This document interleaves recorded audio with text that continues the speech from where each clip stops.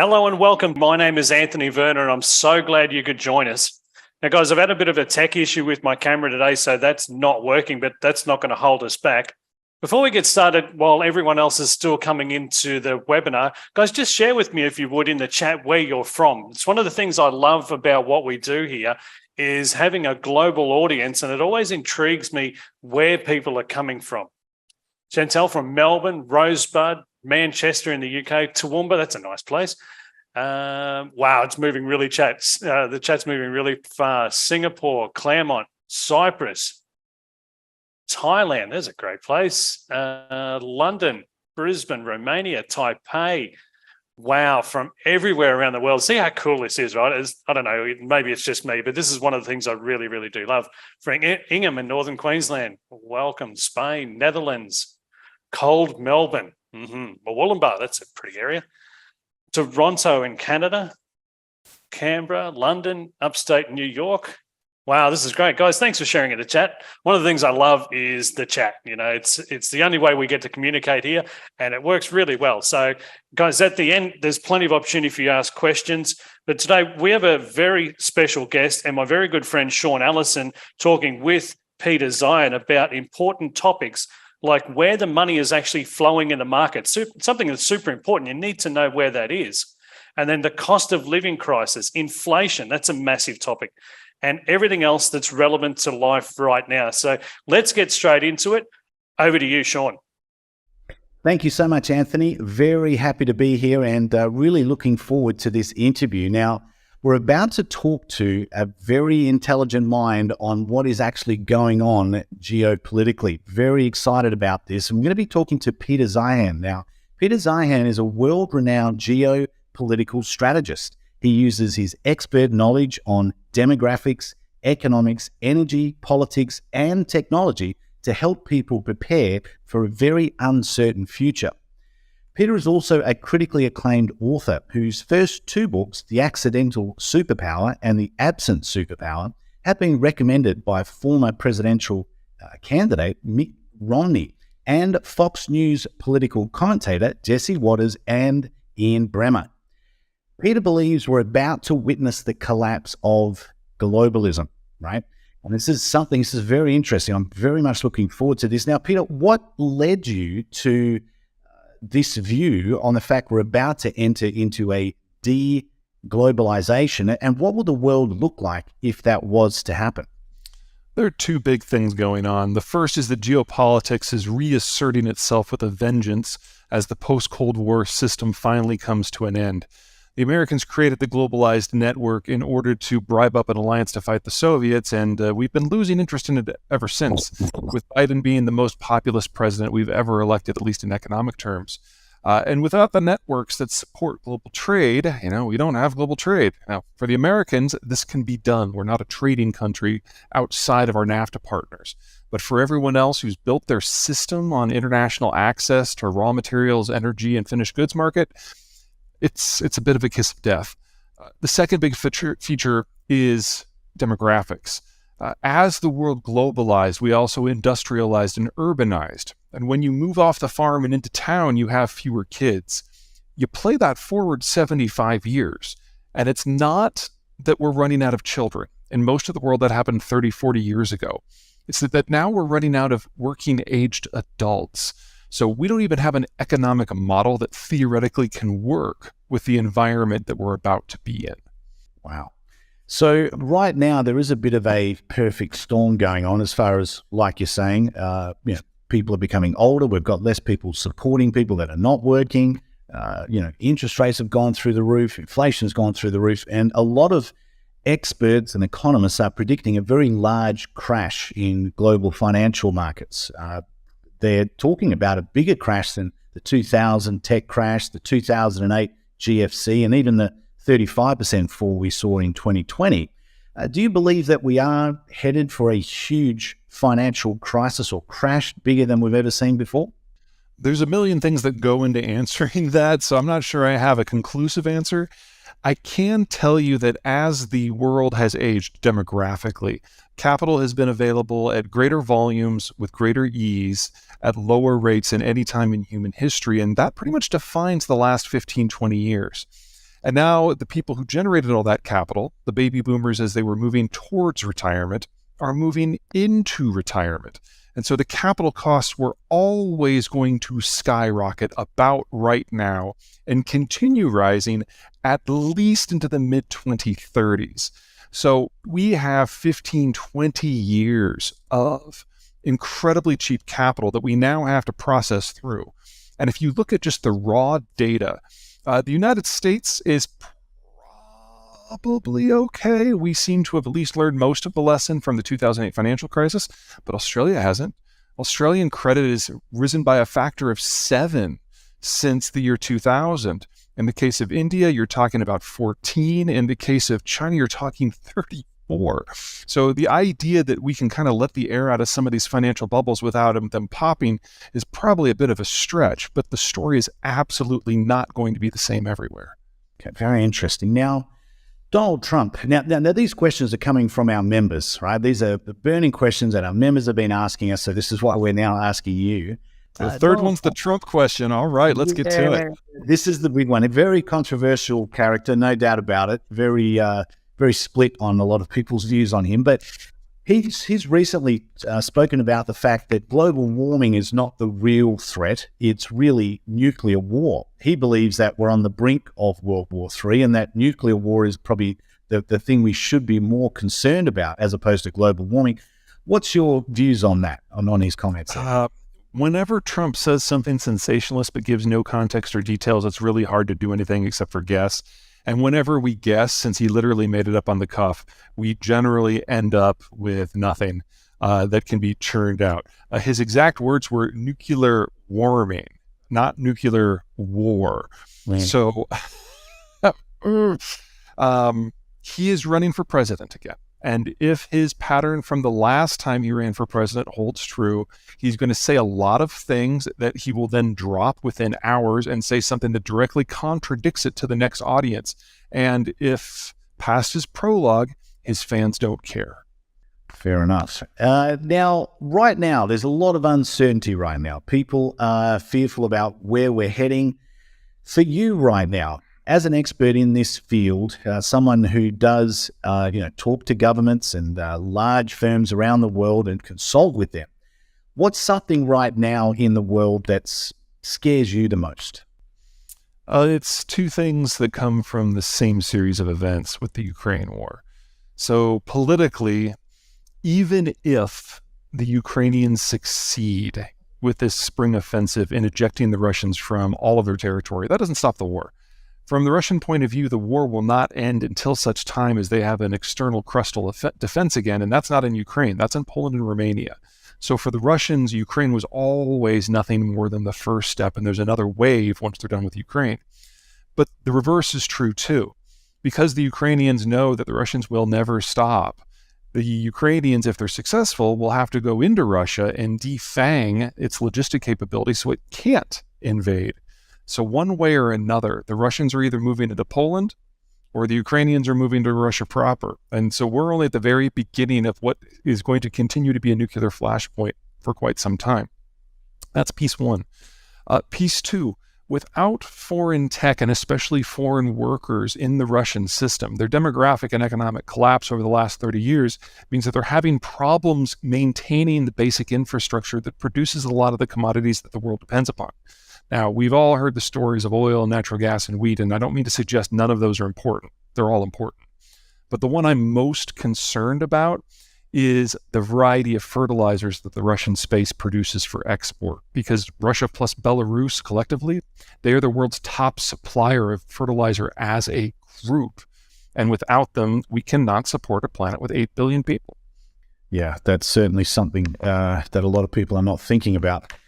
Now, right now, we're experiencing incredible amounts of pressure on people with the cost of living. Inflation has risen dramatically. They tell us the CPI number that officially comes out. I call it the CPI. It's a very heavily manipulated number. In fact, they changed the way that they measure inflation just at the beginning of 2023 with the Bureau of Labor Statistics to suit their own agenda, of course.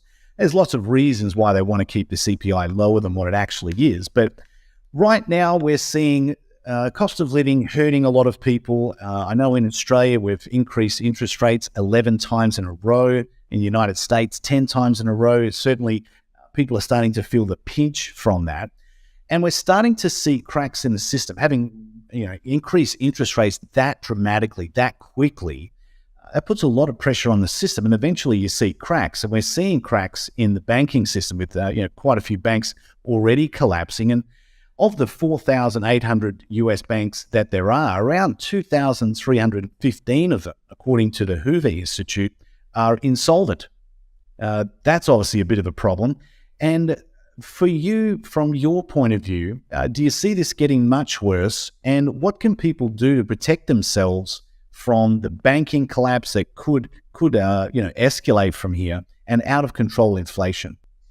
Well, I would start by saying that the United States banking sector tends to be among the more healthy ones in the world. And if half of our banks really are insolvent, we're all screwed and it doesn't matter what you do.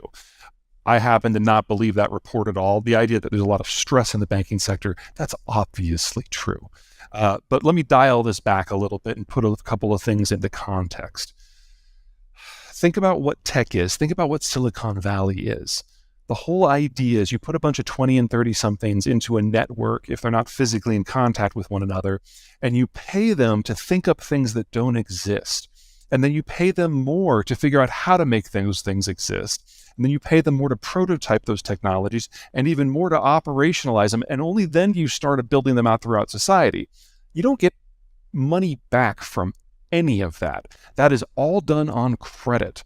And so you have to have a financial system that is deep, that is liquid, and finance has to be easy to come by and above all cheap. And that is exactly the environment we have been in the United States since roughly 1995, largely because the baby boomers have been nearing retirement but haven't reached retirement yet. What changed last year is we hit majority retirement for the baby boomers. And we've always known that this was coming. We've always known that that money was going away, and now most of it has. And so as a result, we've seen the steepest increase in capital costs in the history of my country. And lo and behold, Silicon Valley got hammered. We won't see the same pace of technological advancement again until such time as we have cheap capital again. That will not happen until we have a new mature worker generation that has not yet retired. That will be the millennials in the 2030s and 40s. We have had 4 banks in the United States go bust. Every single one of them was affiliated with the tech sector. That's to be expected. The fact that only 4 went bust is actually kind of a surprise to me. And if you look at the wider economy, the sharpest increase in capital costs we've ever had, not one went bust. Is everyone under stress? Sure. You can't change capital costs that suddenly without stress. But as Donald Rumsfeld used to say, that's a known. This is what the Federal Reserve was built to deal with, and it has tools for this. Does that mean other banks aren't going to go? Not what I'm saying. I'm saying at this point in the cycle, or super cycle, which is probably a more appropriate term here, the damage really is held to just a couple of sectors, with tech at the top of the list, real estate's probably second. So far, purchasing power is holding up, consumer activity is holding up, property prices are mostly holding up. I don't want to say a recession is impossible in my country, but so far, things look okay. Interesting. A very different perspective than what you see in the fear-based media, that's for sure. Now, in your opinion, the Federal Reserve, they have, when you look at the official numbers, being able to bring inflation down somewhat without causing a huge amount of collateral damage. Do you think that they're doing a good job, and can they really bring down inflation by simply destroying demand and keeping interest rates elevated? Well, let me start by saying I never want the Federal Reserve's job, so I'm not going to be one of those armchair pundits who questions their every motion, because I don't think I could do better. I will say that most of the reduction in inflation that we have seen to this point is probably not actually due to the Fed. It's because we're now quite a ways past COVID. Remember that from roughly 2020 until mid-2021, we were having significant whiplashes in demand globally. Every time we got a new variant, every time we got a new vaccine policy, every time something changed, what we consumed, the patterns shifted. And it took about 18 months with each shift for industry to change the manufacturing supply chains to catch up. Well, in the United States, Texas, Arizona, and Florida, they opened up mid-year, and then a few months later, everyone but California followed suit. And then California followed in February of 2022. So yes, those are the dates. Well, we're 18 months past that. So the supply chains have caught up. And so the supply-driven inflation has gone down. That's probably responsible for half of the shift in inflation. The half that hasn't gone away, that's ultimately rooted in labor. Because remember, the baby boomers, the largest generation we've ever had, the largest worker class we've ever had, is now half retired. So the Federal Reserve is using the tool that it has for the problem it understands, but there's a big lag because the sort of demand that is being crunched here is not what has actually driven inflation to this point. If we're going to solve the inflation problem in the long run, we have to fix the supply system. That means training up workers to be more productive. That means a degree of automation, but we have to do that in an environment with more expensive capital, not just because of the Fed, but because of what's going on with the baby boomer retirement. And that's before you consider in disruptions that might happen in places like Germany because of the war, or China because of its demographic collapse. So we've got a lot of headwinds coming that hit the core of what supplies us with goods. And the only way to get around that is produce more goods elsewhere, and that means building more industrial plant, and that is also inflationary. So we should get used to significantly higher inflation for the next several years than we have had in the Western world for the last 40.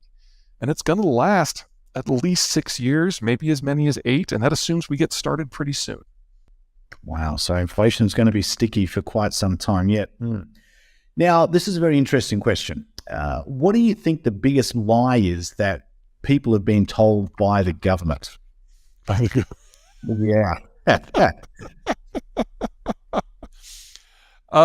It doesn't matter who's president. The government is always going to do a degree of spin to help people or to try to get people to not panic. I think to the degree that the governments of the world understand the problem is in some question in my mind. But the biggest concern that I have is we are radically unprepared for China exiting the manufacturing business. Demographically speaking, their labor costs have gone up now by a factor of 16 since 2020. They're no longer the low-cost producer of anything. And the demographic situation is now so atrocious that they're literally running out of people aged 40 to be in the factories in the first place. And that's before you consider perhaps an energy shock because of the Ukraine war or trade shock because of tensions with the United States. We're going to lose them, and we are not ready for that.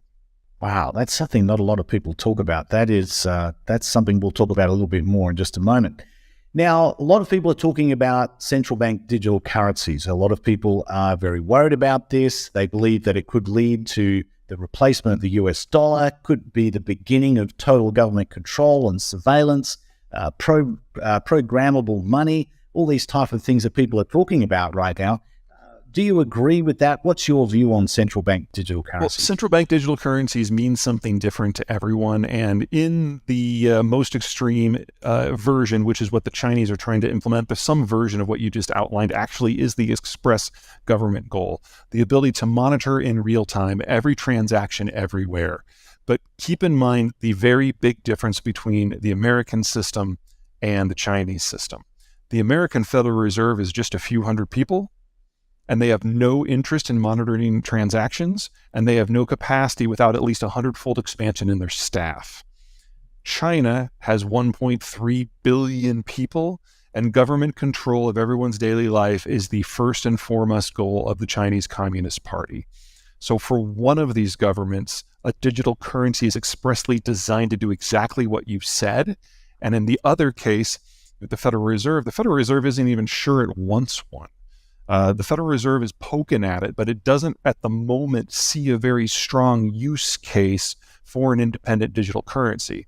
Now, if you talk about a digital currency as what the Fed is actually doing, which is just basically making all transactions that want to be digital, and you use paper to cash as quickly as rarely as possible, and everything is cleared on your phone, then yes, the Federal Reserve is going that direction. But the United Kingdom is already there because the United Kingdom basically got rid of paper checks. So there's a natural evolution here in the financial system that the Fed is embracing. But what most people talk about when they're talking about CDBs is really not what the Western world is even exploring, much less has an interest in. Now, this is a very interesting question here regarding government spending and I suppose money flow and where the opportunities are moving forward. With government spending, it's almost mandating that some sectors will boom and others will crash. Which sectors do you believe are about to grow, and which are some of the sectors that could possibly crash and you want to avoid? This is weird. So I'm not a big fan of the Biden administration's economic policies writ large, but this is one where I think at least they've got the spirit right, even if they've got some of the details wrong. The Inflation Reduction Act, which is a dumb name for what it actually does, seeks to build out processing capacity for a lot of the technologies and especially a lot of the base materials that are required in order to do the green transition. Now, I'm a green, but I'm a green that tends to get uninvited to parties because I can actually do math. And I call people when they're saying bullshit. In the case of what's going on with the Biden administration, though, we are the sunniest first world country after Australia, and we are the windiest first world country. So there is a lot of room in the United States in an economically viable manner to expand our green tech footprint and splice it in with everything else we do. Now, there's 1,000 caveats in that statement about the wheres and the whens and the hows and the how fasts. But I think that's a good starting point. The weak point in the American green tech industry is we produce almost none of the base materials and even less of the processed materials. So once the lithium is basically mined and concentrated, it then needs to be turned into lithium metal. That processing step from the powder to the metal, none of that's done here. Very little of the copper harnesses are done. Almost no of the nickel processing is done here, and on and on and on and on. And if I'm right about China, we're going to lose the location that does most of the processing. And guess what the country is in the world that does the second most processing? Russia. So the idea that there's a few $100 billion floating around in the American system to chase after industry to do this at scale in North America, I think is a grand idea. Once you get out of the weeds, you will find things you don't like. But overall, remember, this is the first industrial policy the United States has had since the 1940s. The advantage we have on the American president right now is that he was a full grown-ass man in the 1940s. He remembers how that went. He's the only person alive right now who does. And so it makes sense that he's the first person to come up with an industrial policy since then. This is what I really want to talk about here. In your latest book, you wrote that China is in terminal decline and will never recover. Now, a lot of people think of China as the next superpower, the second largest economy in the world, billions of people. They're going to be they're long-term thinkers. That's how a lot of people view China. But what's led you to that view about China in terminal decline? Well, let me give you four. The first one, and by far the most significant, is the demographic collapse.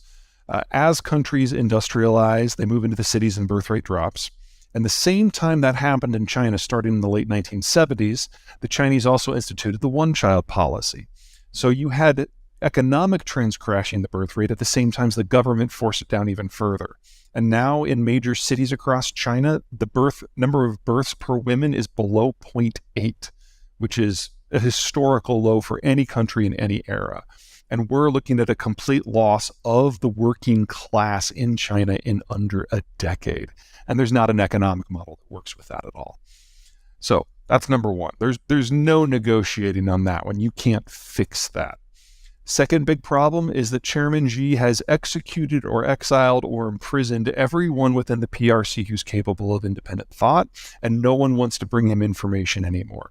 So if you were going to attempt to have a more dynamic system that thinks forward, thinks ahead, they don't have that anymore. They may have had it at one point, we can debate that, but it's gone now. And you basically have one guy making policy in a box and everyone afraid to tell him anything because they don't want to be the next messenger that's shot. That's not a great thing to do when your country is facing critical problems. Number three, the financial sector. When the United States got into trouble in 2008 with subprime, we had doubled total private credit in 8 years. That was too much too fast. China has increased their credit by a factor of 34 in 20 years. There is no country in history that has gone up this far, this fast, ever, and survived doing 1/3 of that volume. So you want to talk about a financial crisis, it will be centered in the People's Republic, and the economic sector that is most exposed in China is agriculture.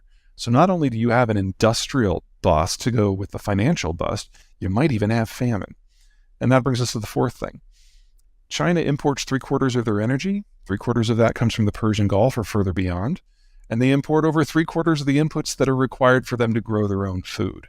They are the country most dependent upon international trade simply to exist. And whether it's the Ukraine war or spat in the Persian Gulf or the Americans going on the warpath or simply internal political incompetence, which is now rising every day, this doesn't work, not in a non-globalized system. So China is going to flame out just as impressively as it flamed on. And we're all going to remember it for a good long time. Wow, that's a revelation. Very different than what most people think, and certainly what we're being told. Now, switching here over to oil, what's your prediction on the price of oil going forward? Oh my God, I wish I had a good one for you. What I can tell you is that most Russian crude, about 70%, is produced in the permafrost. And because the Russian demographic is terminal, and because the Russian educational system collapsed 30 years ago, there's only a very small cadre of skilled workers that are actually trained up to do the work in the permafrost. And they're on average in their late 50s now. So there's not a lot of them. They're literally dying out. And without Western tech and above all else, Western workers, the ability of the Russians to keep this stuff flowing is very much called into question. And that's before you consider war, sanctions, or boycotts, all of which are having their own impact. So we need to plan for a not too distant future when Russian crude exports just aren't there. Now, in that scenario, especially if it happens suddenly, we're going to have a significant price shock around the world. And then you have to look to Washington. Because in Washington, the American president has the authority to end oil exports with the stroke of a pen. It doesn't have to go to Congress. That authority was already granted back in 2015. And since Biden is the most economically populist president we've ever had, there is no way he is going to expose the American consumer, the American voter, to high and volatile global prices if he doesn't have to. So the question just isn't when will the Russian stuff go offline? It's how much American stuff goes on offline with it. And if the world loses American and Russian crude at the same time, you're probably looking at crude prices never dropping below 150 again. And you're probably looking at a captured price in North America where they never rise above 70 again. Probably. There's a lot of ifs and statements linked to that prediction. Yeah, very interesting. Now, you believe that some big companies are in serious trouble. Which ones are you referring to there, and why? Well, any sector you're going to be able to find companies that are in problems. The one I am by far the most concerned about on a global basis is America's Apple. Starting with what's going on in the tech sector, the pace of technological advance is going to slow considerably. And if Apple can no longer release a new version every 6 months, that's obviously going to hit their bottom line. But more importantly, roughly 90% of the supply chain steps that go into the average iPhone touch the People's Republic of China in some way. Now, a lot of that is going to be more on the low value add and assembly, but that's not nothing either. And without the Chinese as part of the supply system, it's going to take Apple at least 5 years to rebuild that supply chain capacity in other parts of the world. Now, most companies, I would say that would be the kiss of death. But this is Apple, and they've got a giant cash cow, and they've got a giant war chest, so they can afford to do that. But it's going to take them a lot of time. Wow, Apple, that's very interesting. Now, we've witnessed huge technological advances in the past few years. We've got robotics, artificial intelligence in particular, virtual reality, electric vehicles. Are they worth the hype? Is this going to be an explosion moving forward? What's your views on that? Well, again, green that can do math. And as a rule, I would say most EVs don't make it. If you believe Tesla, you can break even on your carbon debt in a matter of a couple of years, and maybe even economically a few after that. The problem is that Tesla data assumes that your electric vehicle was fabricated with 100% green energy and is fueled by 100% green energy, and that is just not the case. Most of the processing and most of the middle steps in manufacturing are powered by soft brown coal in China. And then even in California, only half of the grid is green. And then, of course, and this might be a shock to some people, people are relying more on solar than wind in most places. But there has never been a day where the wind shines at night, which is when most people are going to be recharging their cars. So even if you've got a reasonably clean grid, you're still probably charging your car with fossil fuel energy. So that story probably isn't there yet. The technology may evolve, and if the technology evolves, I reserve the right to change my mind. But today, no. In addition, if we're serious about doing this with the technology we have today, then the build-out needs a lot more power plants for solar and wind, a lot more transmission, a huge number of battery systems to replace all those peaker plants, in addition to electrifying transport. That means we need 3 times as much copper, 10 times as much nickel, 18 times as much graphite, 12 times as much lithium, and on and on and on. And we need it all by 2030. There has never been a decade in human history where we've been using an industrial material and we've doubled its availability in a 10-year period. And now we have to do that and more for 11 different materials? No, cannot do it. So what's going to happen this decade is there's going to be a bit of a come to Jesus moment within the green community when they realize that the dreams cannot match the realities. And that means one of 2 things will have to happen. Number one, the dream will have to change to something that's more realistic. Or the one country with the military capacity to do it goes out and secures the sources of these materials for themselves. Because while the world couldn't do the green transition with today's tech, the United States might be able to. But that means taking all of those things off the global market. Wow. Now, right now, what would you recommend that people put their money into as far as assets that are going to be doing well going forward? Where do you think the average person should be focused? Well, I'm not a financial guy, so take that for what it is, or take what I'm about to say for what it is. We're going through quite a churn right now as the baby boomers are removed from the system. We've had an environment of extraordinarily cheap capital that has lasted an extraordinarily long time, and there's just going to be a lot of shakeout. There's no way around that. We're all going to have to get used to a new operating environment. But if you fast forward just 2 or 3 years, when the vast majority of that money is gone, anyone who still has capital to deploy in that environment will discover that there's not a lot of competition in capital holders because the next generation, Gen X, is so much smaller. So you should expect the rate of returns 3 years from now to be significantly better on average than anything we've seen in the last 20 years, which means that financial planners will actually have to do their job and have to look for things that are companies that bring value and that aren't just being manipulated by cheap capital. For the investor, this is about to get a lot easier. For the investment professional, it's about to get a lot more competitive. Peter, as far as a lot of doom and gloom in the world right now, a lot of people are feeling a little bit hopeless right now with the cost of living being so high and interest rate rises, and it seems a lot of doom and gloom out there. For you personally, how do you stay positive? What are some of the things that you focus on to help you throughout this crazy world that we find ourselves? Well, it's kind of funny because sometimes people have labeled me as the America's greatest purveyor of doom porn. So it's difficult to remain too cheery, but a couple of things. Number one, we are going through a period of extreme change. And yes, that means a lot of dislocation and destruction. But this isn't the end of the human condition. This isn't the end of America or Australia, maybe the end of China. And so we know we will get through this. Our systems are stable. Our demographics are pretty good. Our finances are about as good as you can get.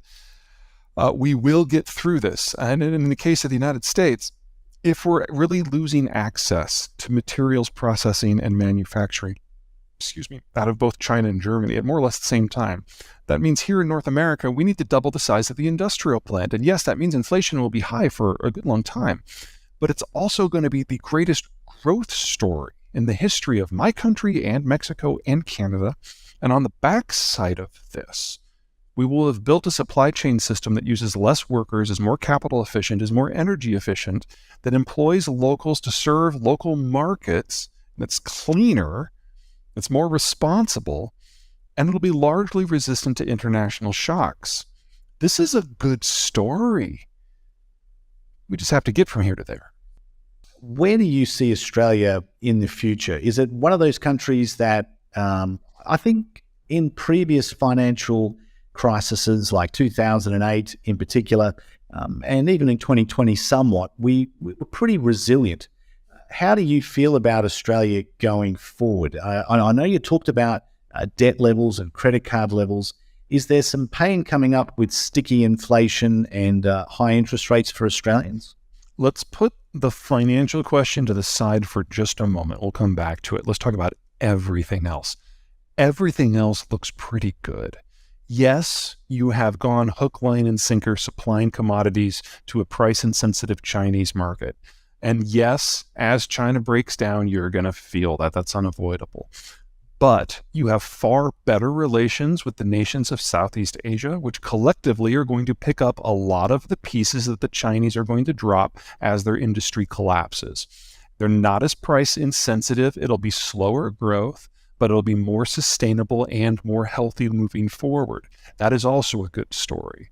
I would also say there's an opportunity here for Australia to do something that it has shunned doing until now, and that's moving up the value-added scale yourself. A lot of those materials processing that the Americans are so paranoid about, guess who's got the raw materials? Guess who has some of the cheapest energy in the world?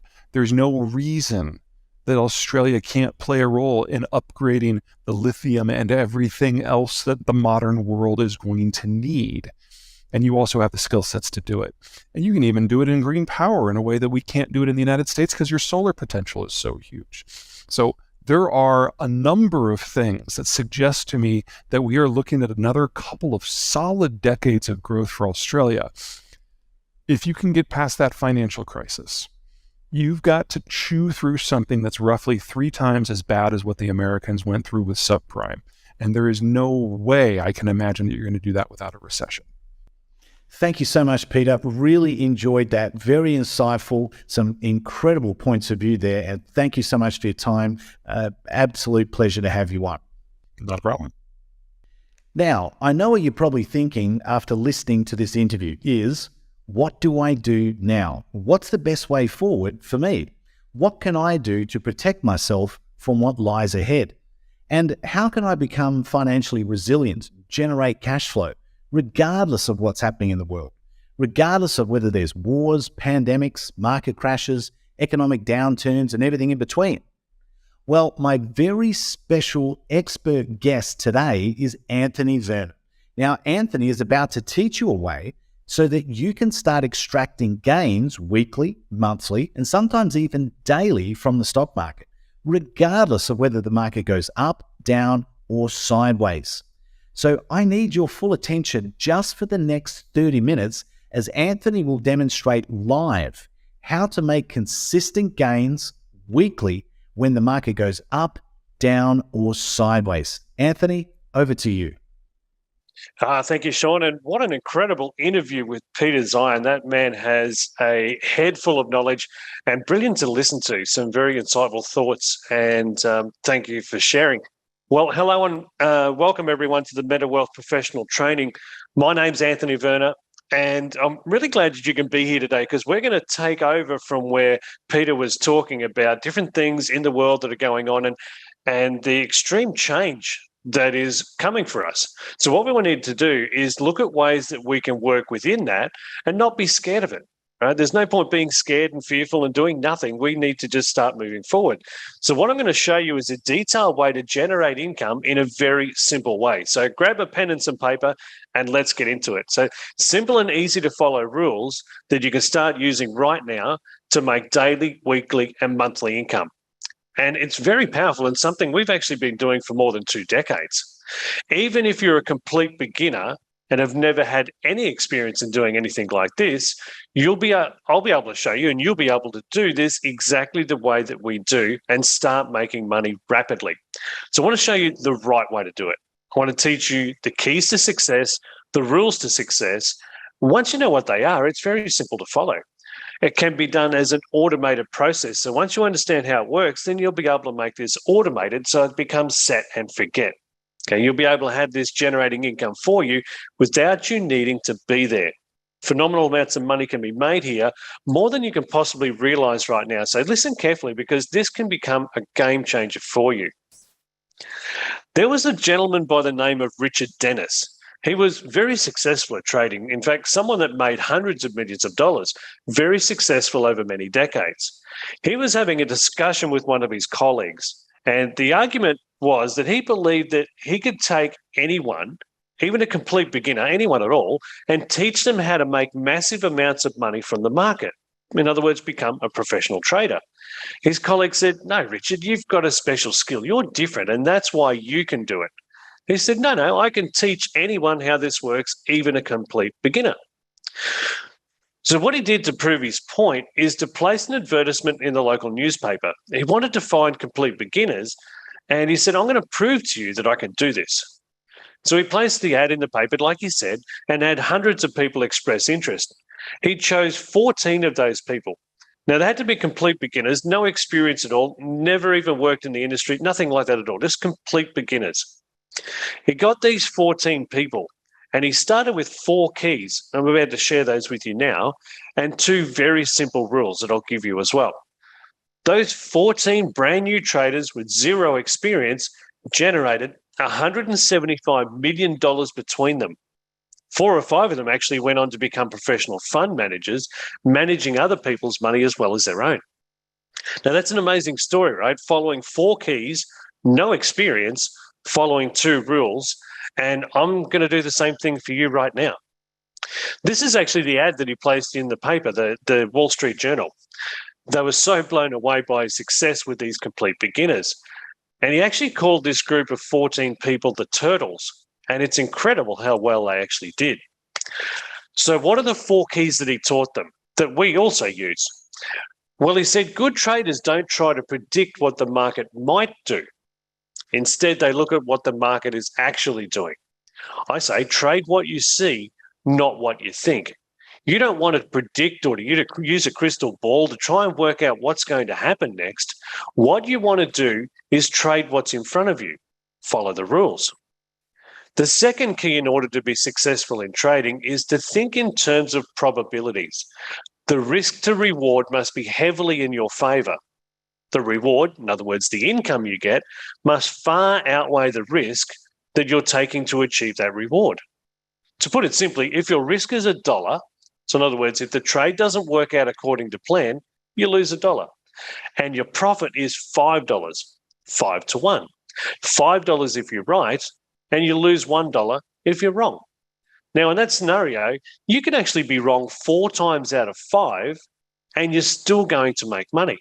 So think about this. You have a losing trade, you lose $1. You have another losing trade, you've now lost $2. 4 losing trades in a row, you've lost $4. You have 1 winning trade and you make 5. Aha. This is what the professionals do. They don't have a secret sauce. They understand this key better than anyone and how to do it as an automated process, set and forget. So this is the key, being wrong 4 out of 5 times and still make money. I'm going to show you how you do that in a moment. Key number 3 that Richard Dennis taught his turtle traders, remember the 14 traders that went from 0 to 175 million, is avoid worrying about an individual trade. It's not about one trade, it's about the process. And this process I'm about to show you is something we've been doing for more than 2 decades. thousands of results and successful members. Now it's your turn to find your missing key to your financial success. What we want to do, and what Richard Dennis was talking about, was to focus on the process and the results will come. Focus on the process, not the results. Results will come. It's not about one trade. It's about following the process over a longer period of time. Key number 4 is risk and money management. You have to be able to manage the risk.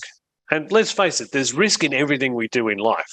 We have to be able to manage the risk. In other words, cut your losses small and let your winners run, making the winning trades a much higher value than the losing trades. Now, these types of things you need to understand, and none of it's difficult. Okay, nothing about these 4 keys is difficult at all. Trade what's in front of you, making sure you make more money on your winning trades than you lose on your losing trades. Simply understanding you need to keep your losses small and allow your winners to make you more money. And you do this through an automated process. That's the beautiful thing about this. You don't have to spend a lot of time doing this. So let's look at the smart income strategy. And it's very similar to what Richard Dennis did with those 14 people, the turtles. I want to show you one of our members that did this in just 6 days and then went on to make a lot of money since then.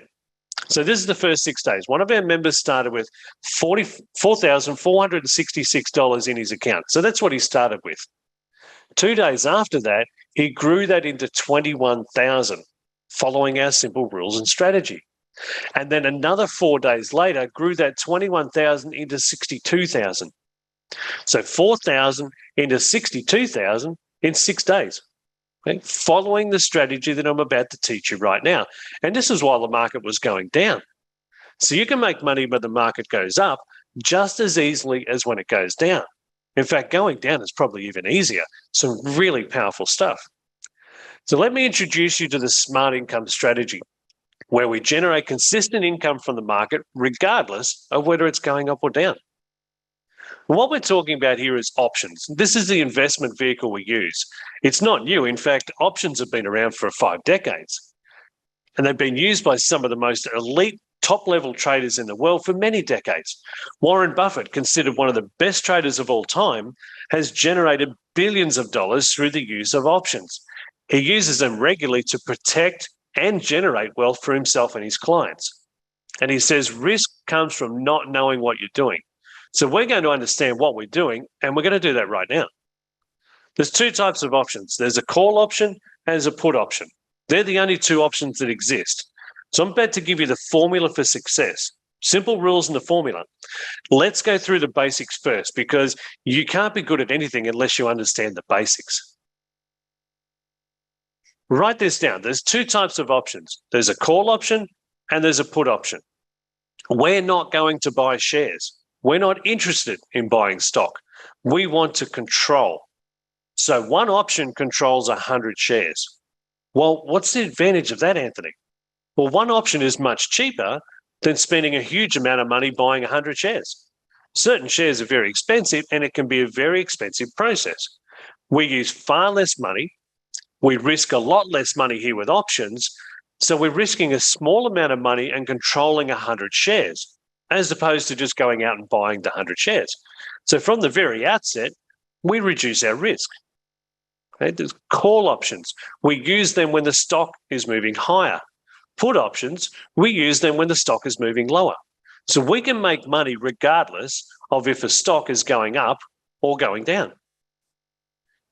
Now, an option gives you the right. It gives you a right. Regardless of whether it's a call option or a put option, you've got a right to do something.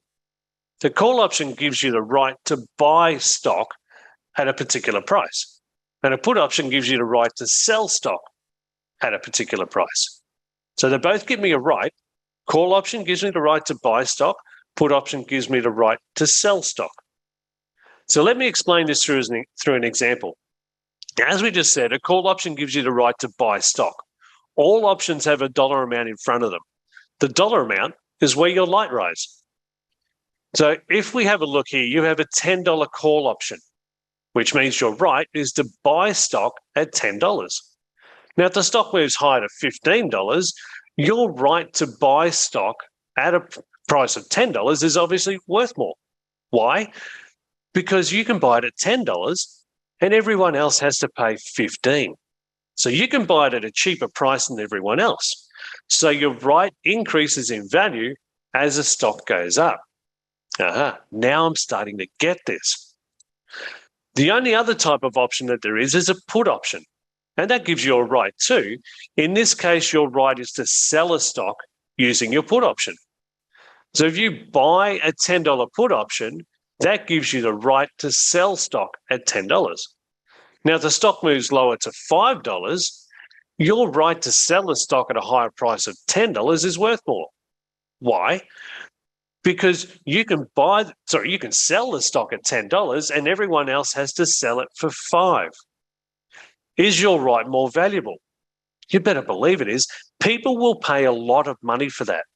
This is how you derive your income. You selling your right when it's gone up in value. And it's very simple to do. So let's look at some examples. This is what we recently did. 4 option trades.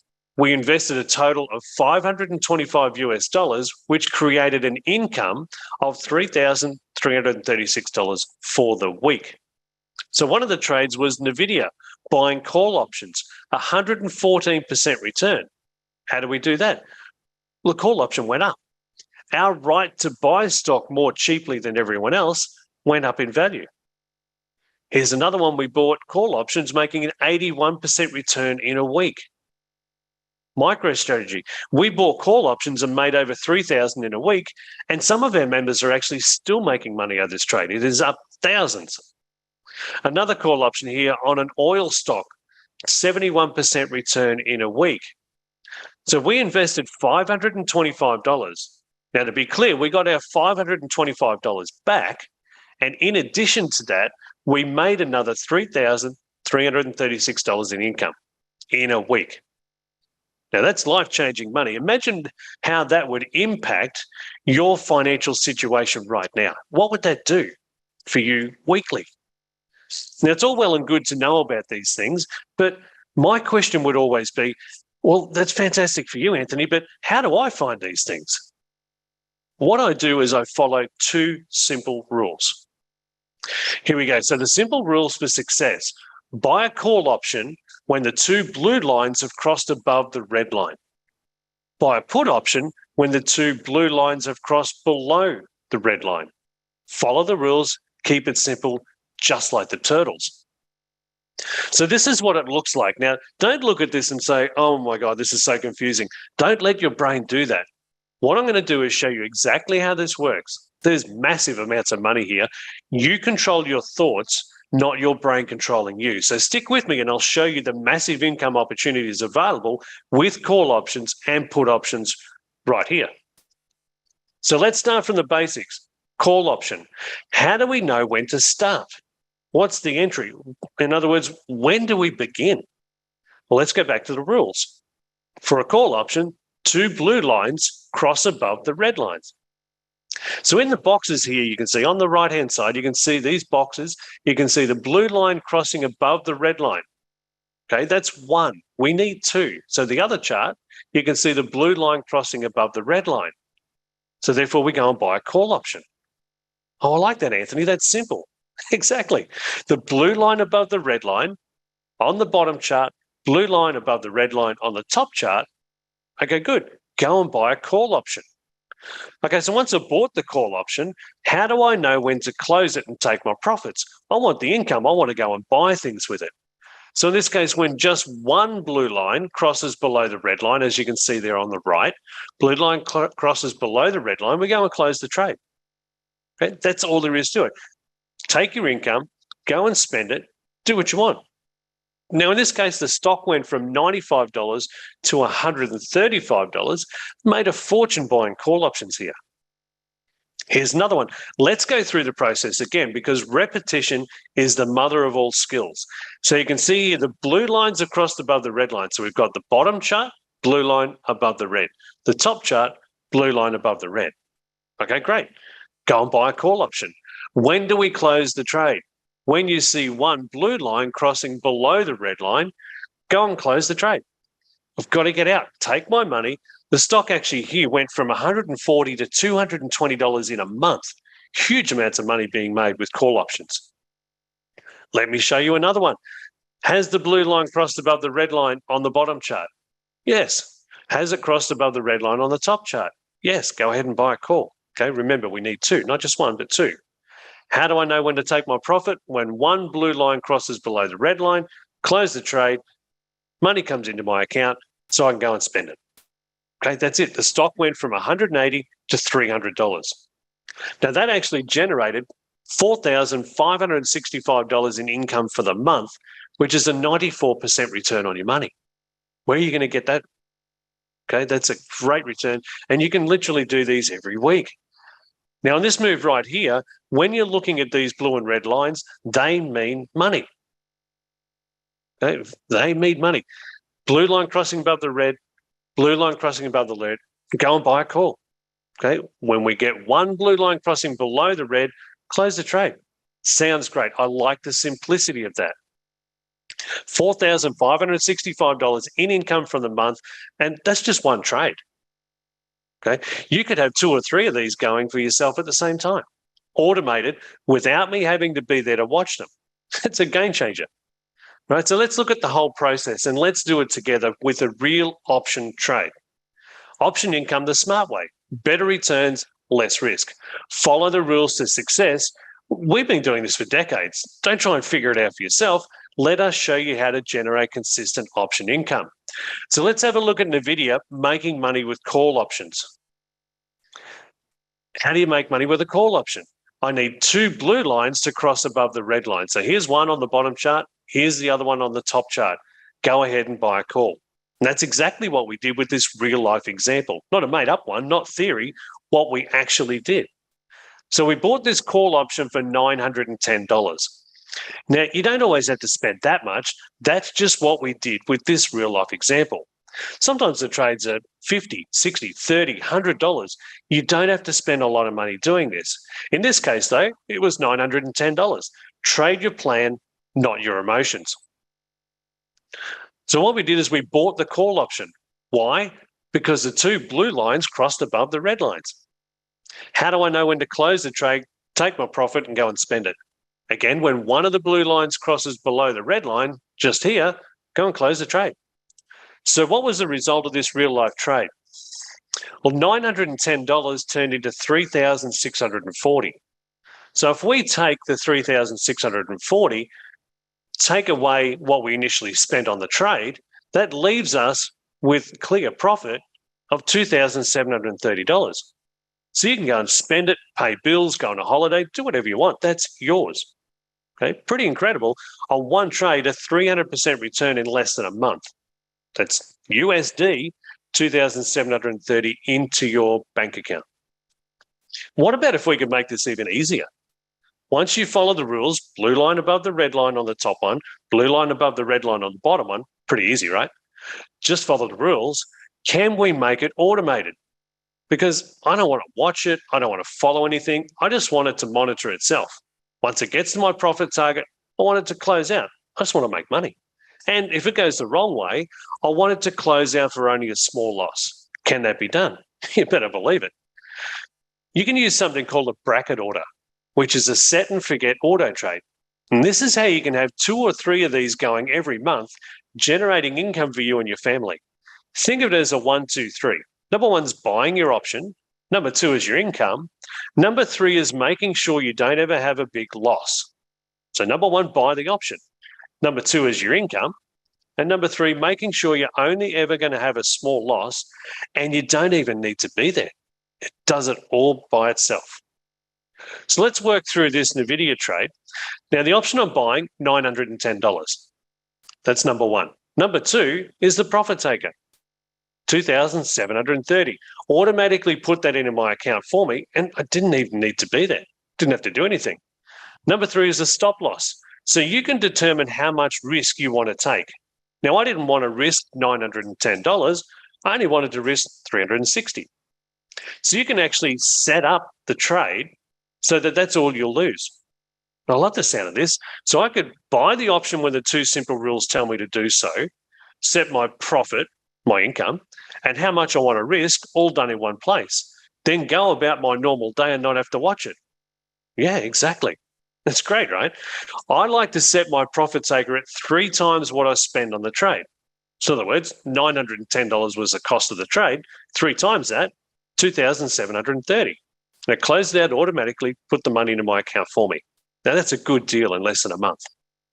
So $2,730 locked away in my account, 300% return, and it was an automated set and forget process. And again, just to make it crystal clear, I got the $910 back that I spent on the trade originally, plus another $2,730. Wow, right? You've got to love that. Now, if you follow this process and have all of your trades set as 3 to 1, think about this. What if you are not really that good at this and you were wrong more than you were right? In other words, you had more losing trades than winning trades. Hold on a minute. How can I make money if I'm wrong more than I'm right? Remember I told you about the keys at the beginning. If you understand asymmetrical risk, you can make phenomenal amounts of money even if you're wrong more than you're right. So let's say you were only right 40% of the time and wrong 60%. So using the NVIDIA trade, let's say we did 100 trades, 60 losers, 40 winners. The reward, 2,730. The risk using a stop loss, 360. Okay, so your total winners, 40 of them, that amounts to 109,200. 60 losers at 360 is 21,600. So your total profit's $87,600. So even if you're only right 40% of the time, using the automated system that we'll teach you, you can still make incredible money. Now imagine if you're right 60 or 70% of the time. This number would be significantly higher, and that's typically what we do, about 7 out of 10. So you can see how much better that result would be using the strategy that I'm showing you.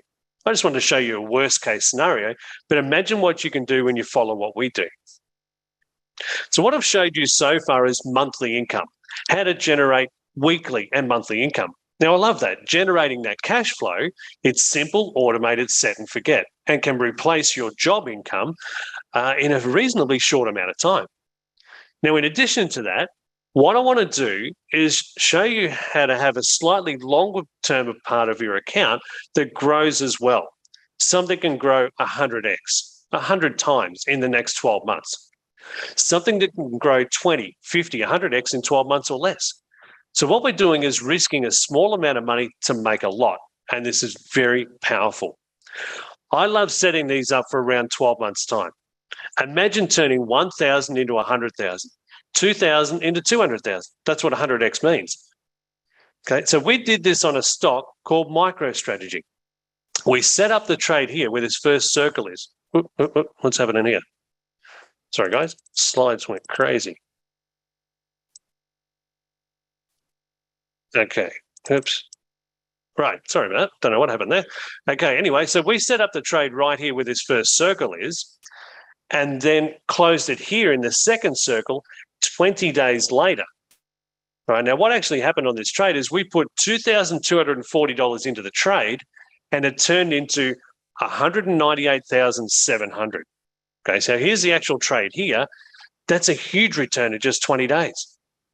Okay, now we set this to be a year, but it did such a good move in a short term. I mean, that's a massive amount of percentage return in 20 days. So what I want to do is show you how to do a combination of monthly investing to start generating weekly and monthly income. And then in the background, have 2 of these very powerful 100x strategies making you a lot of money over a 12-month period. A combination of the 2 is where you go to another level of income. So let's look at some amazing success stories. What I'm showing you here is monthly income, having 2 or 3 of these going at the same time. Now, sometimes they'll actually work themselves out in a day or a week, or in this case, 28 minutes. Set and forget process, $2,432 by simply buying a put option. Another of our members, Thomas, over $6,000 in a month. Following the simple set and forget strategy, a call option making over $100,000 in income. Now, here's an email from a lady, Jan. Okay, she joined the program recently. This is from a few weeks ago. She had never, ever traded before. didn't really know anything about it, jumped into the program and found a trade. Okay, so she actually made $263 from her first ever live trade. Never traded before. And as she says in the email, she got into the trade a little bit late, was a little bit nervous, got out a little bit early. Since then, Jan has gone on to make a lot of money. Okay, that's a fantastic thing. And that's why this strategy works so well. No complex stuff. Here's a trade we did recently on McDonald's. Now, this trade reached its profit target, which was 148%, or $593 per contract. Automated set and forget income. Now, you'd have to admit that owning gold right now is a very smart move. But here's the problem, right? Not everyone has the availability of cash to go and do so. Why not trade options on gold and then use that profit to go and buy the physical gold? So what we did here is, you can see blue line crossing above the red line, blue line crossing above the red line, went and bought a call option. And so we entered the trade on the 16th of March for a cost of $2.21. Okay, exited the trade at $8.62 on April 18. That's a $641 profit per contract, or a 290% return in a month. Do you think that you could do a couple of these, create enough cash from doing so, and then go and buy the physical gold with your cash from trading? Here's one on silver, another precious metal. 21st of March, we entered the trade for $1.07. Why did we get into the trade? Blue line crossing above the red line here, blue line crossing above the red line here, go and buy a call option. Okay, here's one of our members that actually did this. This is his particular trade on silver, his second live trade ever. Okay, so entered on the 21st, like I said, cost was $1.07, closed the trade on Tuesday, the 4th of April. So went from $1.07 to $3. That's a $193 profit per contract, or 180% return in 14 days. Now, the trade did go on a little bit further and he could have stayed in a little bit longer, but it's his second live trade.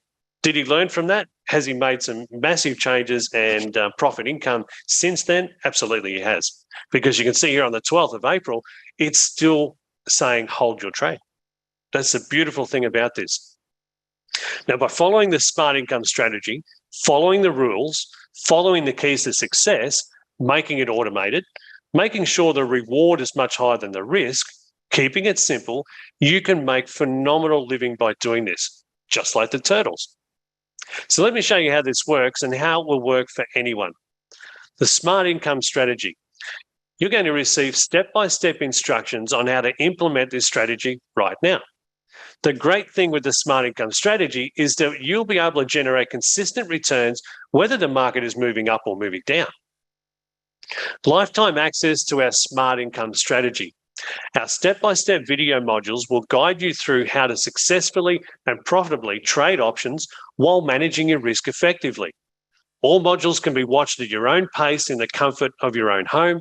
And thanks to our comprehensive program, you'll be able to go from complete beginner to mastering the art of options trading from anywhere in the world. It is something that beginners can easily learn. So what am I going to learn here, Anthony? Well, module one is finding how to find these opportunities for yourself, knowing how to find them for the rest of your life. You'll be able to find them every month. Module two, you need to know when to enter a trade. Those blue and red lines have taken us decades to perfect. We'll show you the exact setups, exactly how it works, all done in your account. You'll know what the blue and red lines are and exactly when to buy a call or exactly when to buy a put. We'll show you all of this. You'll love it. It's very simple to follow. Call option income, put option income, knowing what option to buy, we will show you all of it. We'll show you how to make all of this automated, how that 1, 2, 3 process works.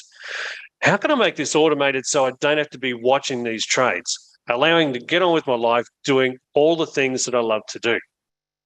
Okay, we'll teach you the 100x strategy. We'll find the trades, how to set them up, the whole process all laid out for you. And you'll get all 6 of these for life. Importantly, we're going to show you the exact option to buy. Now, this is something we've perfected over decades. The 1% rule to choosing the right option, knowing which option to buy, knowing how much time you need, all of those types of things. How much the stock has to go up in value for you to make money.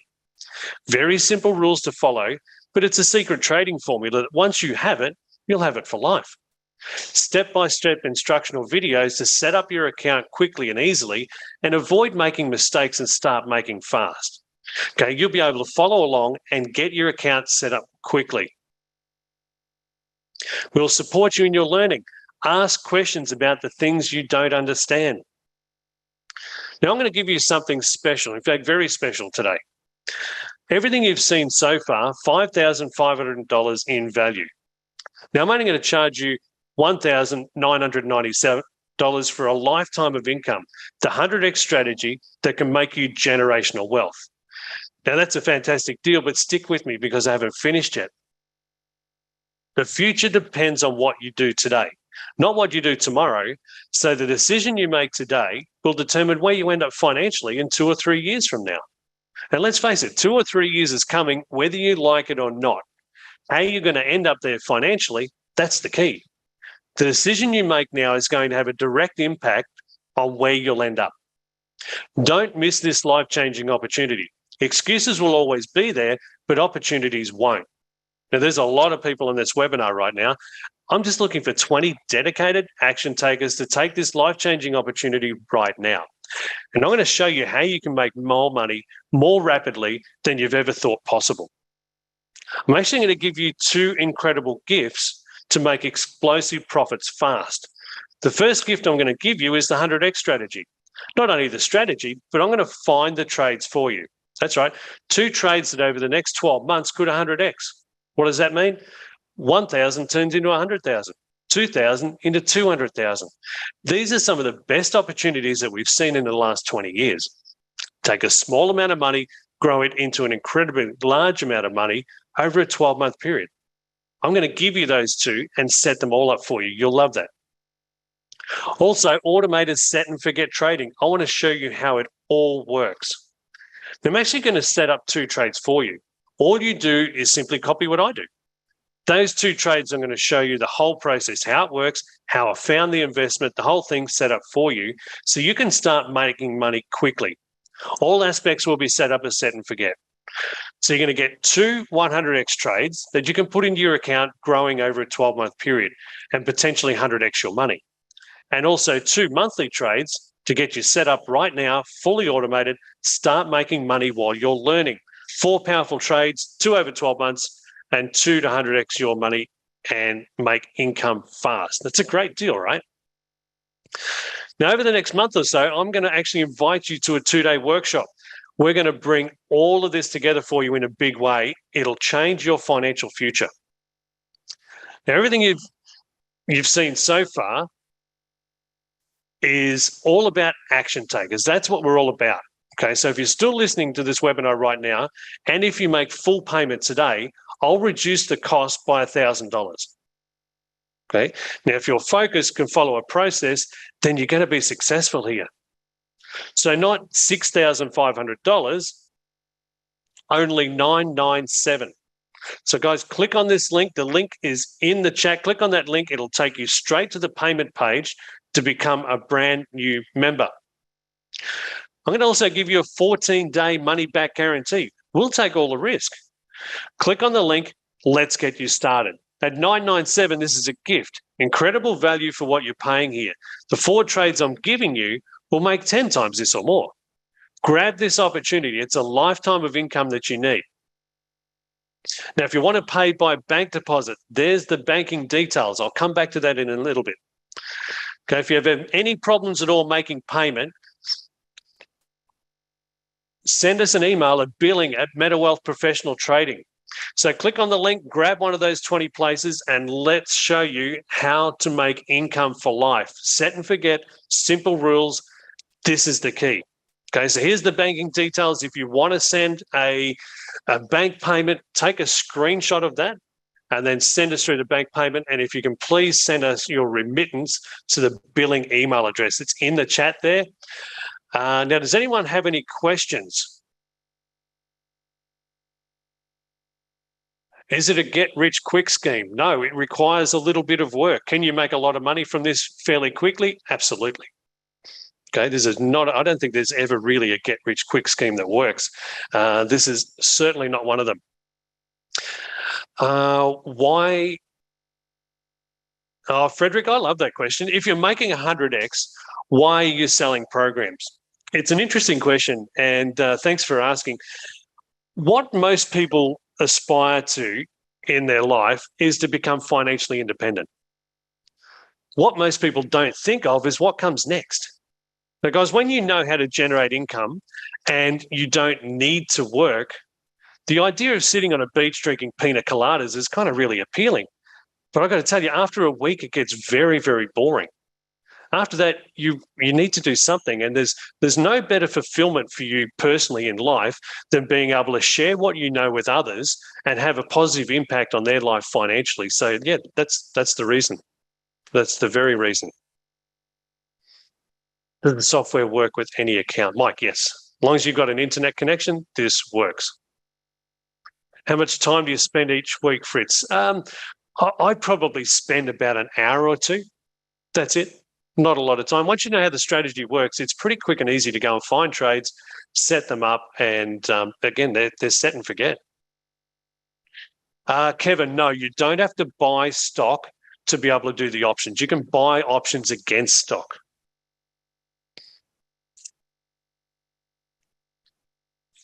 Could I use it with a Fidelity Roth IRA? You can. Yeah, I believe you can actually set up an account with Interactive Brokers through your IRA, and then you would be able to do that.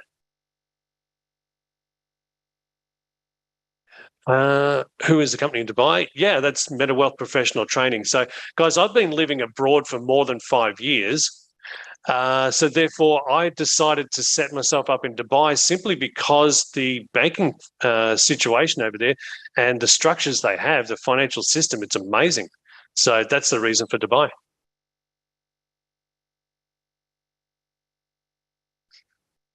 How do you determine a stop loss? It's all based on how much you pay for the trade. I generally look for around about 50% of the trade cost is where I would have my stop loss. That's an approximate level somewhere there. That's a good line in the sand. You can pay with credit card. Absolutely, Jeff. All you do is go to that link that we'll put in the chat for you, metawealthprofessionaltraining.com/special, and that will allow you to do a credit card payment.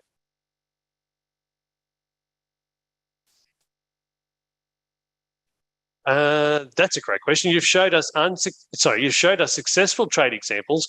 What's your success rate overall? About 7 out of 10. Okay, about 7 out of 10. And this payment, guys, is for a lifetime. Get all of those modules, all of everything there for life. Okay, so that is yours forever. The 2-day workshop will be online. What's the money back guarantee again? Money back guarantee is 14 days. I'll take all the risk. All you need to do is get in there, have a good look at it, have a good try it. And if it's really not for you, I'm happy to give you money back. Okay, so there's all the details again. Guys, any other quality questions? Let me know what you have there.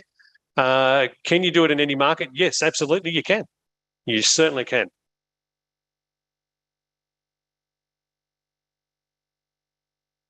Now, here's a good one. Guys, when you go to the registration page, we've actually got in there extra security for you. It's called 3D security.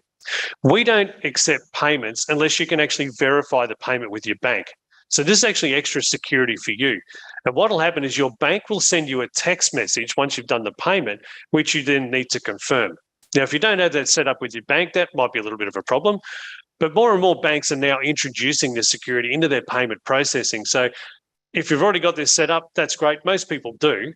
If you have any problems at all with the payment, then just send us an email at the billing email address and we can help you out. Or you can put your email and your phone number and name into the chat. It's only us that can see it. No one else can see it.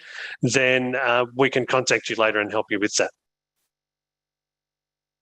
Average trade cost, Bruce, probably about anywhere between $30 and $100.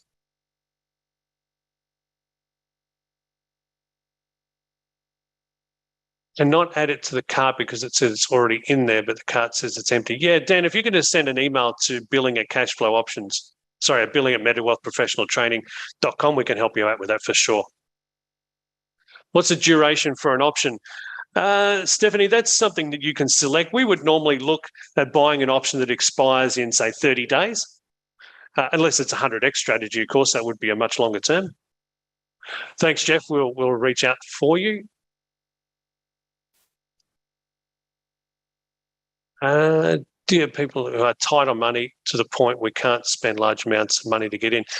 Dakota, that's exactly why I've set this program up like this, to keep it simple, easy to follow, easy to learn, and it's not going to cost you a fortune to start. That's a good thing about it. All right, guys, any other questions? How long is the offer available for? It's generally 1997, guys. I'll keep it open for you for the next couple of hours. What you can do is, if you need extra time, just send us an email and we can help you out with that for sure. Does buying cover on TD Ameritrade mean the same as buying a call? Not really, no. That would be buying stock and then selling a call, which is slightly different. Joshua, no, none of these strategies include naked calls. No, we're not selling naked options. How big of trades can you make without moving the market? Oh, there's so much volume in the market that even if all of us collectively did the same thing at exactly the same time, it's not going to impact the market. Do you trade on margin? You don't have to. You can do this all on cash. Yep, don't need a margin account. Any fees attached to the trade? Yeah, with your brokerage will charge you a small fee. That's the case in every situation. You can find brokerage companies that will not charge you a fee. However, what ends up happening is you end up paying more in your trade because nothing's for free, right? So yeah, you pay a small fee when you do trade.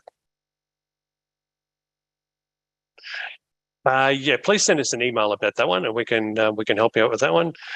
Suk, I hope I pronounced that correctly. All right, guys. Well, if there's any other questions, please send an email through to that billing address and we can help you out. Close enough? Oh, good. My apologies for not getting it right. All right. Guys, thanks for putting your details in the chat. We will certainly help you out from there. Anything else you need to know, please let us know, and I'm happy to help out. Guys, thanks for being here. Thanks for your time today. Look forward to catching up with you soon, and welcome to everybody who is joining us in the program. Take care, guys. All the very best, and bye for now.